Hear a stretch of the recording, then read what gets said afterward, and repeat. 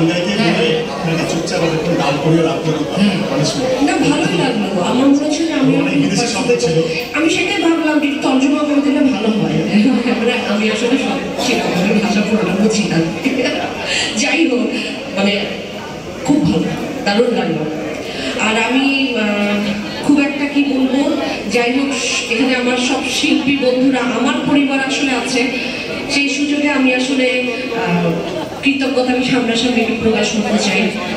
আমি হয়তো ভারতবর্ষে কাজ করছি এখানকার, কিন্তু সেটা আসলে আমার অভিনয়ের বীজ, আলো হাওয়া, এই মাটিতে আমার বেড়ে ওঠা, ডালপালা মেলা, তারপর হয়তো একটু ডালপালাটা ওদিকে গেছে, কিন্তু আসলে তো আমি এখানকার, তৈরি হয়েছি এখানে আমার বন্ধুদের সাথে, আমার সহকর্মীদের সাথে, তাদের সাথে, আমার ডিরেক্টররা, সবার সাথে মিলেমিশে আমি একটু একটু করে তৈরি হয়েছি।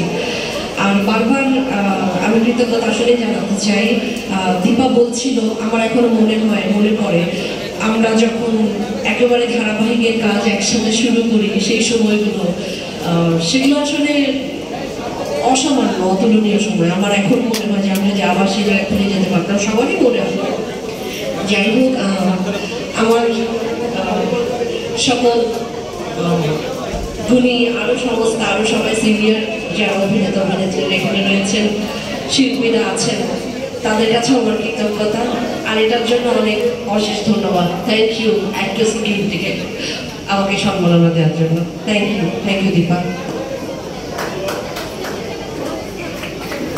আমি অভিনয় শিল্পী সঙ্গে প্রতি কৃতজ্ঞ। এখানে আমাদের অনেক গুণী সিনিয়র অভিনেতা অভিনেত্রীরা আছেন। খুবই ভালো লাগছে আপনাদের দেখতে।